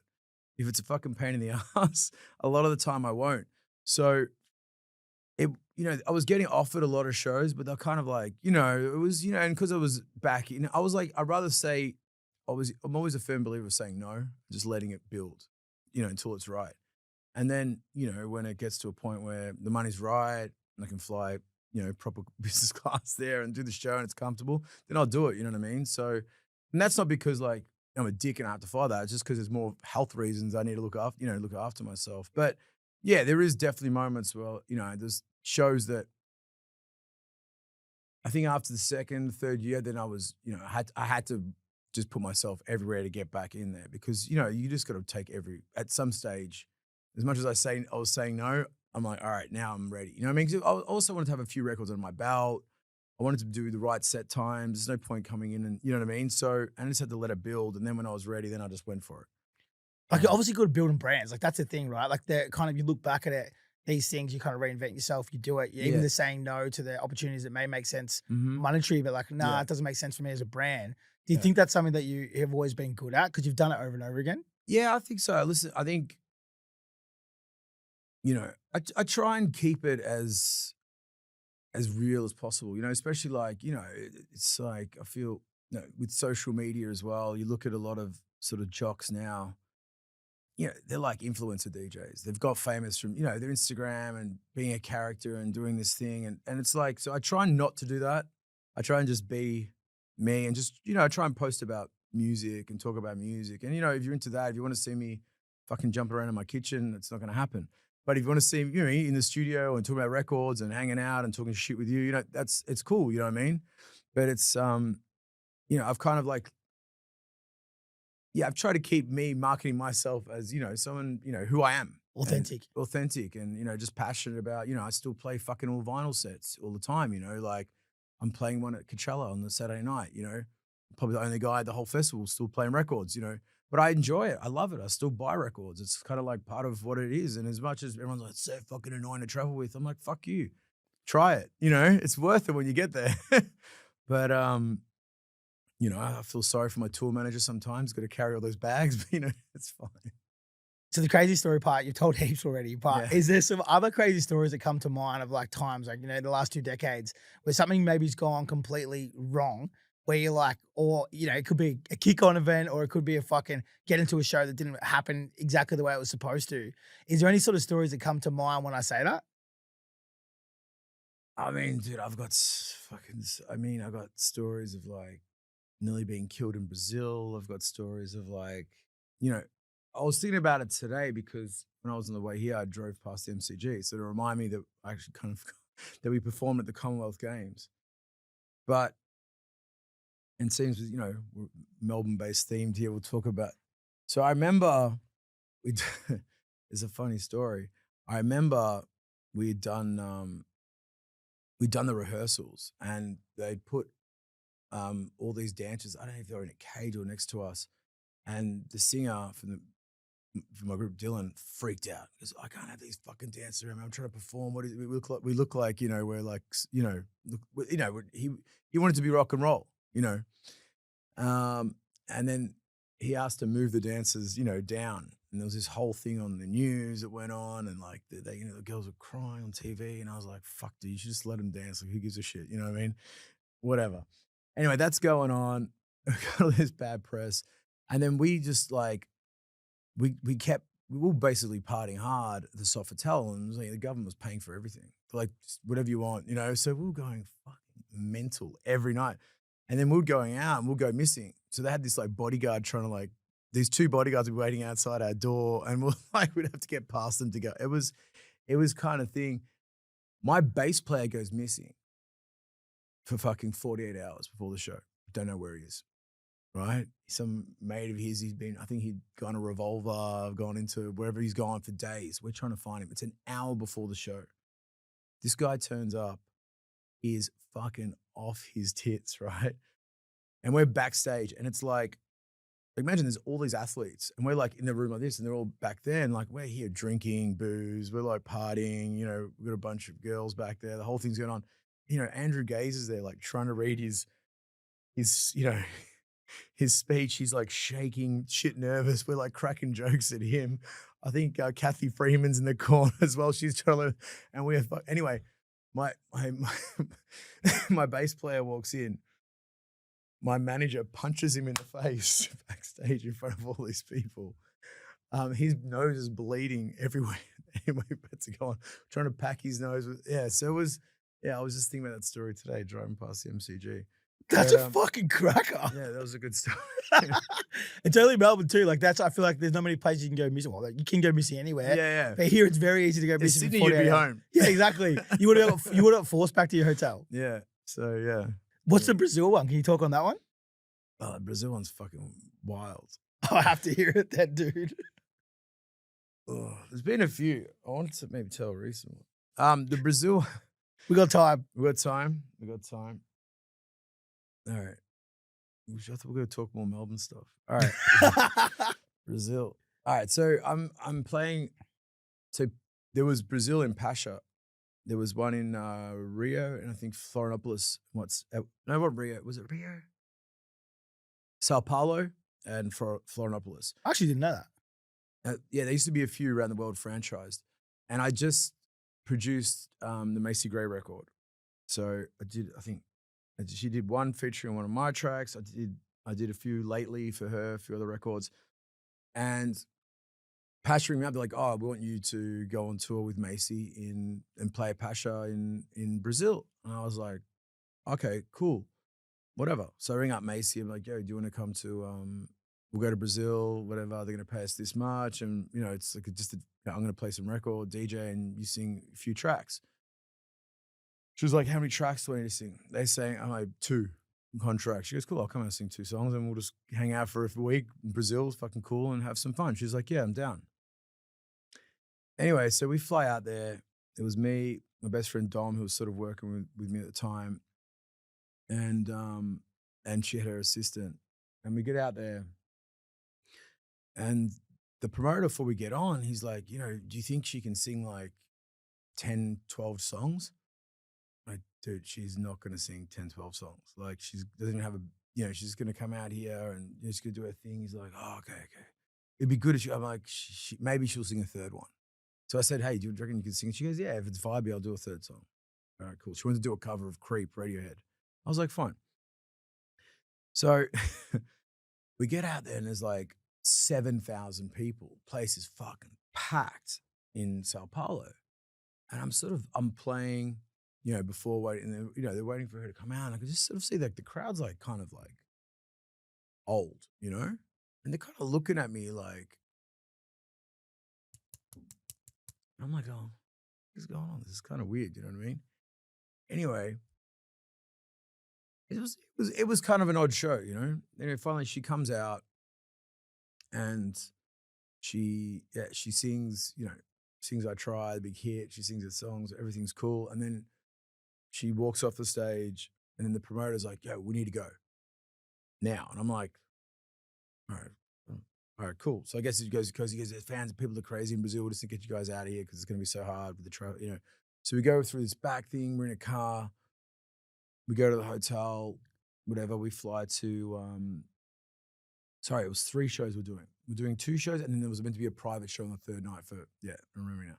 Anyway, so we fly to Florianopolis. I'm on the plane with the guy, and he's like, man, please, she has to do more than 2 songs. She has to do 3. And I'm like going, dude, she's not going to do it. It's like, you know, that's the contract. I know, I told her to come out, you know, she's just not going to do it. Like, man, please, please. He's like, I'm like, you got to speak to her. It's nothing to do with me. Like, it's not like I'm not her manager. I'm like, she's my mate. You know, I brought her on tour. I would have been to play some records. Like, I don't understand what the fucking deal is. You know, if you wanted to do you know, you got to pay more money. Anyway, so we get out there and same thing. We turn up. There's like swarm of people. I didn't realize how famous she was there. She was huge. They weren't really there to see me, to be honest. And she comes out again, and same sort of shit. There's people like old people like, I'm like, what the fuck is going on? You know, like she comes out, does the songs, same thing. She walks off stage. And I'm like, you know, I'm young. I'm like, I want to hang out and see what's going on. You know, this guy like grabs me by the arm from the booth. I'm like, what? He's like, Ebando, Ebando. And I'm like, what? Ebando? What the fuck? A band? I'm like, what are you talking about? There's a fucking band here. Next thing you know, I see this like glass just go smash it. I'm going, fuck is going on? And then the security, we had these bodyguards with us that were looking after us there.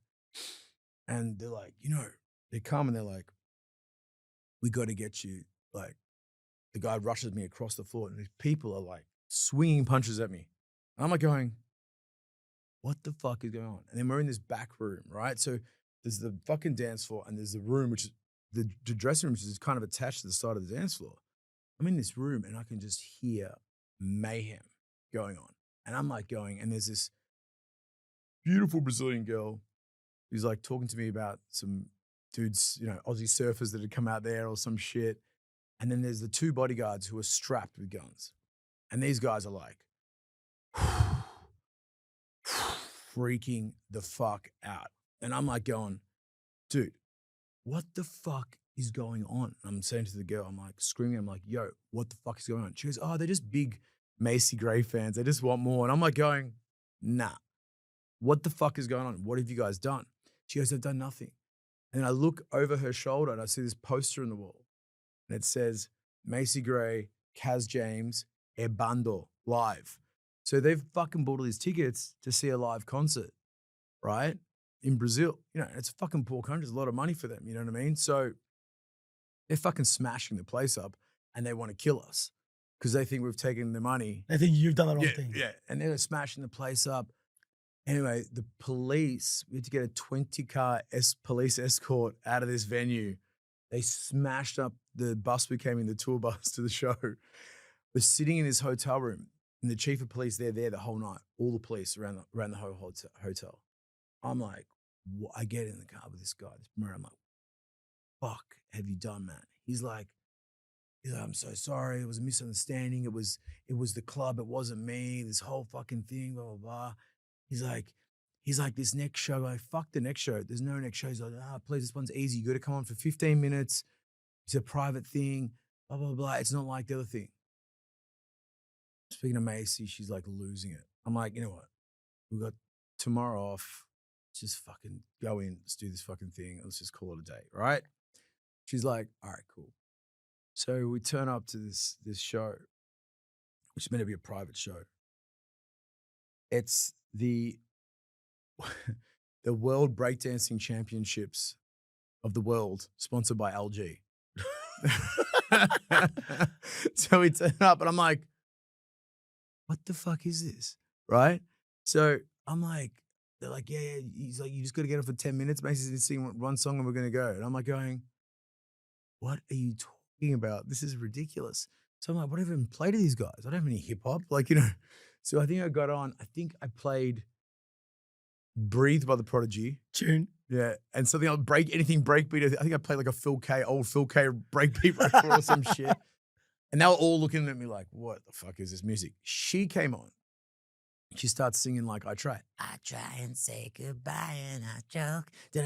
And the kids are like, just pause. Anyway, she's like, fuck this. And she drops the mic and she walks off, right? Walks off the stage. She's like, fuck this. She goes, Kaz, where you going? Mate, next thing you know, there's like 10 massive Brazilian like dudes, like security, all strapped with guns. And I'm there with my best mate Dom, who was like managing me at the time, managing us, tiny little English guy. Macy's got her assistant. And these guys are screaming at this promoter dude, Galvani, in Portuguese, like going off. And one of the bodyguards we had with us was looking after us. He lived in London, he could speak English. And obviously he's sort of saying, he's like, this guy's saying it's you, right? No way. He's like saying it's you that's taking this money. And then the head of LG turns to Macy and he goes, you don't give a shit about your fans or anything. He's like, I paid $250,000 for this show. And she's like, and we were not getting that much money whatsoever, right? She's like, getting paid how much? And she just turns around and she starts strangling the promoter. She's like, Galvani! She's strangling, she's from Detroit, and she's strangling this fucking promoter. Anyway, they split it up. The bodyguard goes to me, he goes, just come with me. Let's go in this room. So we go in this room. They've got this guy, and he's like, and he comes to me and goes, listen, they're going to fucking kill you. They want their money. To you? Yeah, to us. Fuck. And I'm there going, fucking hell. He goes, I need to get you out of here. And I'm like going, what the fuck is going on, right? So we're in this room and there's this fucking tiny window, maybe this big, right? So we're in like a basement. It's like to the thing. He goes, all right, I'm going to bring the car around the back. You guys have to climb through this window and I'm going to try and get you out of here. I'm like going, the fuck is going on right now? So I'm like thinking, fuck, I'm calling my mom. I'm like, hey mom, love you. You know what I mean? Like, it's, yeah, everything okay? Yeah, everything's cool. Just want to say that I love you. And I'm like, fucking no, we're going to get out of this. Like, these guys are going to fucking, they want their money. It's a lot of money. You know what I mean? So I'm there. I'm like pushing Macy's ass through the window. We get it through here. I'm pushing everyone through the window. Like, we all get through. We're sitting in the car. I'm like, we get out of there. I'm like, fuck. I'm like, but we're still in Brazil. I'm like, fuck, yeah, these guys are going to come and kill us. What the fuck do we do? So I'm in the car. The bodyguard's like, listen, they're going to come to the hotel. What you need to do is you go into the hotel, you pay the guy at reception, tell him you've checked out, give him $100, $200. Go, all of you need to stay in one room. So they go to one room. Hopefully it's not the room that you're in and they realize you're gone if they don't believe the reception guy. So we're sitting in this room. I'm sitting here going, what the fuck is going on? This is insanity, right? So we're waiting in this room and it's like, by then it's like 4 a.m. First flight out is at like 7. Macy calls, traveling, gets on the 7 a.m. First flight to London at the time, I think it was at 8 a.m. So an hour later. So she's like, we're sitting in the room, like, all right, she's like, all right, cool, I'm going to go. I'm like, cool. She goes, she gets speak to her. She's at the airport. She's all good, right? Me and Dom, my mate, we go outside and we're like, cool. We find a taxi. We're like, freaking out. We're going to get shot any second. We get in this car, and then we get to the airport. We get to the airport, we go to check in. And we basically moved our flight that we were kind of fucked up. We had a flight, we just moved it to earlier. But back then, because it was so old school, I know, like, you know, the typewriter shit back then that traveled, they'd contacted the travel agent. Travel agent contacted the promoter. Promoter canceled our flights. So we get to the airport, like, oh, your flight's canceled. I'm like, what do you fucking mean? They're like, oh yeah, your flight's been canceled. I'm like, fuck. So I walk into, like, I think it was like, whatever, I can't remember who was flying, like Lufthansa or one of those airlines. I was like, I just walk in the thing, I'm like, I need 2 fucking tickets out of here now. I don't give a fuck if it's first, business, whatever the hell it is. Take my credit card, get me the next flight out of here. Anyway, they get us, they're like, the woman's cool. She's like, oh, but I can see you already had flights, but they've been canceled. I need to call the travel. No. Don't call the travel agent. Just get us a fucking flight. She's like, oh no, because, you know, and I'm like, you don't understand. Just get me 2 fucking tickets. So she's, I don't know. Anyway, she gave us tickets, but I don't know what happened. We check in and we started walking through passport control. And back then at Sao Paulo Airport, there was like this huge glass thing and there was the passport control. So the people on the other side could see, you know, as you're going through, you know, people waving could say goodbye. I'm walking through with Dom. We get to passport control and I look to my right and I see the fucking promoter like running through with like 10 cops, right? And then we passed and I didn't even realize, like, we passed passport control and I'm looking and he can sort of see me, I can see him. I'm like going, the fuck's he's like, ah. Anyway, I realized they'd put an arrest warrant out for me and Dom to arrest us because we had stolen the money. He told them that we had stolen all the money and then they were going to arrest us for obviously this guy, you know what I mean? But because we had passed into federal, the local police couldn't arrest us. So I'm on the phone to fucking the guys at the time, Mark and Danny at Passion Ibiza. I'm like, what the fuck have you done to me? You're trying to fucking kill me. Macy's texting me, never again, Kaz. Okay, holy shit. I was like, in the end, I actually ended up giving her all the money. It was like, you know, and because I felt so bad. And then the guys at Pasha ended up. Anyway, the guy didn't want to pay. He still owed money. I can't remember the whole thing to Pasha, and they were going to pay us. It was a whole thing.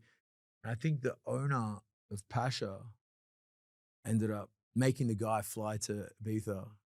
The owner in Brazil, when the guy fly to Ibiza with a wad of cash and end up paying us properly. But yeah. That's an actual fucking movie. That is an actual movie. movie. A risky one. I listened to that. I would watch that. There is a fucking arrest warrant in Brazil with my fucking name on it. Dude, so I didn't go there for like. That needs to be a film adaptation. Like, that's unbelievable. All of a sudden, all these fucking records I start putting out become the biggest in Brazil.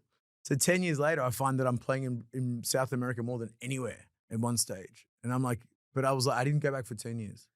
I've got a crazy story that I'm not going to tell you here because we don't have enough time, but it's very fucking similar. And it, like, not similar, that's worse, but my one involves like bikies, New Zealand, getting chased out by fucking police, same sort of thing. Yeah. That's insane, dude. I'm like mind blown by that story. Yeah. So I don't even know how to back that up. That is like one of the best yards I've ever heard. So you were talking about earlier yesterday, right? Yeah. We talked about the Melbourne sound. There was this part that you said to me, I've got my own version of it. Yeah. So I now wanted to write back, but can you tell me what your thought on that was? No, I think, and these guys never get credit because it's kind of like, you gotta remember, like, I would go to the record store, right? They were the guys behind the counter were the ones giving us the records. So, you know, I would go there and, like, you know, Rob and Steve from Rhythm and Soul and Greg, you know, at the time, Steve has Profile Records now in Grocery, but at the time it was Rhythm and Soul, which was kind of the hottest, you know, it was there. And you went to Central Station where Frankie D, legend, was, you know, working, and I think Jeanette was working there as well. But it was like, they were the people that were really pioneering the sound. I would walk in there and Steve would be like, you got to listen to this. This is the hottest track. And I really, you know, because I was so young as well, I was still learning a lot. So I was like, he'd be like, trust me, just play this fucking record. And there was a lot of trust in what I was doing. I'd be like, and he'd be like, Kaz. I'd be like, nah, I'm not sure. He goes, trust me, just play it. I'd be like, all right, cool. I play the track. Boom, bomb. I'd be like, fuck. You know what I mean? There was a lot, those guys were the ones, you know, they were on the phone to the UK, listening down the phone, buying the imports. They were the ones that were actually bringing that music that we were playing. Obviously, there's a lot of stuff that we had to go through and listen, but there was, I was lucky enough that I was probably one of 3 or 4 DJs that probably maybe 5 of us that would turn up, and they already put aside, 20, 30 records for like me, John, Smiley, you know, there's a few of us that, Andy Van, because Andy had been buying there for so long, they were sort of like, had these records and, they were just, you just knew that they were fucking bombs. That's such a You know what I fucking mean? cool thing. So, I don't think those guys get enough cred. Everyone talks about us as the DJs, but really, it's like you only can play what you're given, you know what I mean, as tools. So these guys were fucking hunting. And yeah, listen, I was going overseas and I would be hunting fucking tunes and I was getting tunes. And, I remember this one time I had, I'd never seen Corsi run so fast in his life. I was on the decks and I remember at the bar across from the Prince and I see Corsi, it would take you fucking a few minutes to get from there through the crowd to the front. John was there in 10 seconds, mate. He was like, I was like, well, something had happened. Like, like I was on fire. He's like, he's like, wow, the fuck did you get this record? And I was like, he's like, I was just in fucking ADE and I heard fucking Thomas Bangalter play this track. I was like, how the fuck did you get it? And it was So Much Love to Give, Daft Punk and DJ Falcon and yeah, Thomas and DJ Falcon. And I was just like laughing my ass off. But I just happened to be in the DJ booth at Pasha when they were like handing out copies. They gave one to Eric and I was like, oh yeah. So it's like one of those things that I end up giving Johnny one. But I think, those guys really helped define, and especially like from the disco point of view, because they were like big disco heads, a lot of those guys. I think Frankie was more, in that more progressive and more housey and more drivers, but in that world. But the rhythm and soul guys, it was super disco. They were like, Dimitri from Paris, and they were pushing like, all this stuff. So that sort of sound that was coming through from the soulful house and, and especially like, because I think Steve used to live in London, he also was very in tune with like the gay scene and what like was going on there and the records that would cross into that world. So, it was pretty, I would say we're pretty lucky to have them. You know what I mean? I would fucking love to have them right, today. I mean, Steve's still kicking along and I still buy a lot of records from Steve every time I come back.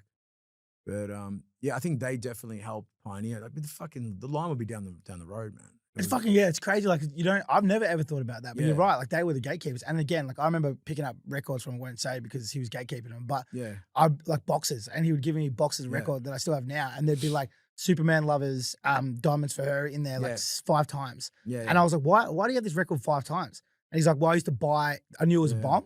So I'd buy all the records because it meant it was going to take 6 weeks for someone to get it. Yeah. So he would become the guy with that song. But I remember like Corsi would always buy 2 copies, but not because that. He would buy 2 copies to beat juggle them. It's like, why you got 2? He goes, oh, this would be great to beat juggle. I'd see him go back and back and back.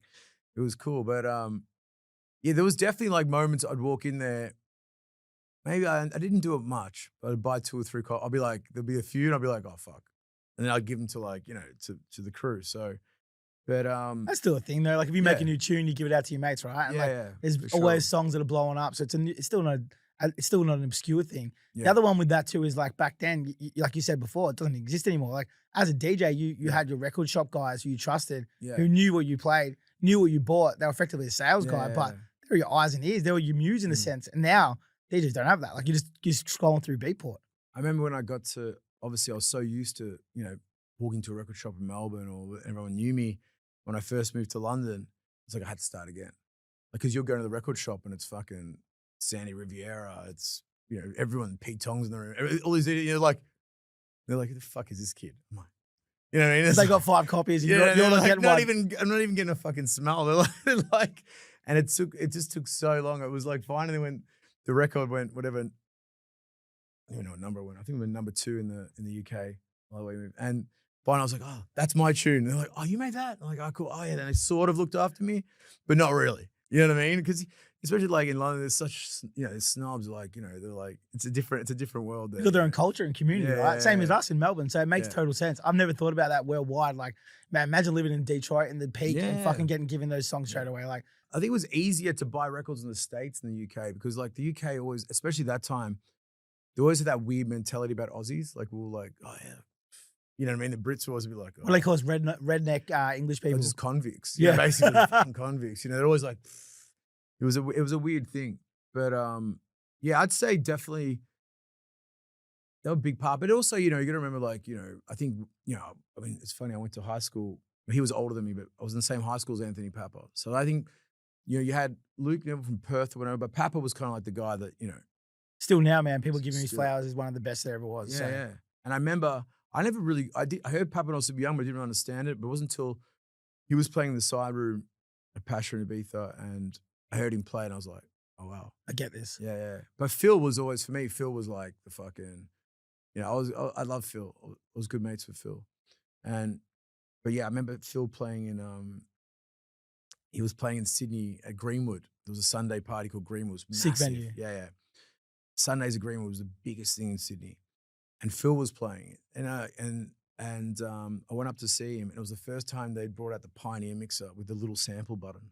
You could sample like a few seconds. And I was speaking to Phil, and I'm like, we kind of met a few times, but never like, I was hanging out with him having a drink. Phil was like, he was a sweetheart. And there's this saxophone player. He goes, fucking hate sax players. And he goes, I'm going to cook this guy, watch. And he goes, this guy, he hasn't slept either. He just won't stop playing because look how high he is. Phil's like making fun of him. Anyway, I see Phil, he goes, watch this. And he sampled a loop of the sax player on the Pioneer, but no one, this time he started playing. Every time he went to play, he just started playing the loop back. And the sax was freaking out. And he's like going to put Phil, he goes, Sonny, why?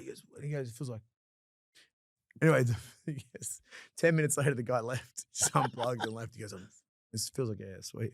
That's the best. Yeah, it's amazing. So now I'm going to stitch in the second part of the first episode and finish up here, man. But I want to say, dude, before it goes into that, where I give you a cred, this is the fucking best podcast I've ever done, hands down, man. So thank you for coming back here and making this happen. Yeah, man, it's good. Good. It's yeah, it's been fun. It's been fun. I don't usually do this. Yeah, I know. But I think, I'm from Melbourne, and it's like I said, it's a big part of my life, and yeah, I'm still playing. I mean, at the end of the day, we're all addicts, mate. DJs are just chasing that sports people, and I think sports. It's why you see a lot of sports guys stop. When they stop doing sport, they go into trying to be like Shaquille O'Neal, trying to be DJs, because they're all chasing that adrenaline. So I think it was Rafi that actually said it to me, our mutual friend. But Rafi goes to me, the dance industry is like the mafia. Even when you leave, you don't actually leave. You can never actually leave. Well, it's interesting. Pete Tong told me, and I always thought about this. He said, you never retire from DJing, ever. It retires you. You know what I mean? That's what happens at the end of the day. It's like, we're addicts. We just keep chasing that high, chasing that performance. You get off stage, you're like, fuck. Yeah. But then at some point, it's a young man's sport. At some point, someone takes you out. Yeah. Like the mafia. Like the mafia. Exactly. And you're right, though. So many times, like you'd been there where you're sitting there on the stage beforehand, you're like, can't be fucked. And then afterwards, you're like, that was the greatest gig I've ever played in my life. Yeah. And then you're like, ready to go again. Yeah. It's always like that. You're like, I can't do this anymore. You do this, you're like, oh, yeah, fuck, it's pretty cool. Yeah. That's the best, dude. Thank you so much. Yeah. Okay, now we're ended properly. I'm going to stitch in the original ending from the first day. The one I want to know, right, is that you've been doing this for decades, and not many people stand the test of time. What does it take to continue to be successful in dance music over decades as an artist, do you think? I think you just got to love what you do. I think that's the main thing. I think you got to be true to yourself and really love what you do. Just like be passionate about what you do. I think if you lose the passion, then, that's kind of where it runs off. And, I think people do it for wrong reasons. You know what I mean? I think when you're doing it for the right reason, your career can, it can keep moving. And I think just don't be a dick. That's the main one. Like people careers like a roller coaster. They're fucking up and down. That's a career. No one's career goes without forever. I don't care what anyone says. You know what I mean? And I think, I get along with people. I'm nice to people. I do the show. I speak to, it's kind of like, if you're, you know, and then, you know, moments of my career drops, they still book me. Like, you know what, fuck it, we'll book Kaz, blah, blah, blah. He, you know, he gets on, does a gig, smashes it, leaves. You know, everything's cool. You know what I mean? When you're a dick, they're like, and you drop off, they're like, fuck this guy. You know what I mean? We're never fucking booking this guy again. You know what I mean? So I think, you know, that's kind of like, yeah. And I think, you know, it's just, I still have that drive. I'm still more passionate than ever. And, you know, I love making music, man. I love being in the studio. I love recording. It's just, it's what I love to do. So, you know, and yeah, I get to hang out in Melbourne sometimes and take some time off and hang out with your old friends. Yeah. Talk to you and hang out with my old friends. You know, I love Melbourne. Melbourne's a big part of me, no matter, you know, whether I left or not. And I still love it. I still love Melbourne. I think it's an amazing city for sure. Kaz, man, for us, from someone who's living in Melbourne, we've always looked up to you and watched what you did. You were really one of the first guys to kind of blow up worldwide and show everybody else that come after you that it's possible. You've got a very much a Melbourne-esque sort of personality in the sense that you're a fucking legend. So because of that, man, thank you for setting that tone. But I guess you probably don't think about it in your own reflection. Yeah. But if you hadn't have taken those risks and sat in those beds and, you know, paid that squatter $50, then guys that have gone on now, and we've got a plethora of them in Melbourne, the talent here is ridiculous. They would never have done it because you took that risk. Everybody else gets to kind of follow that path that you created, man. So I want to say thank you so much for being realistically one of the best tastemakers in Australia, one of the biggest global dance influencers in Australia, in my opinion. And again, at the same time, still representing this little city of ours that we fucking love. Doing my best. Dude, thank you so much. I can't wait to see you back. Appreciate it. Thank you so much.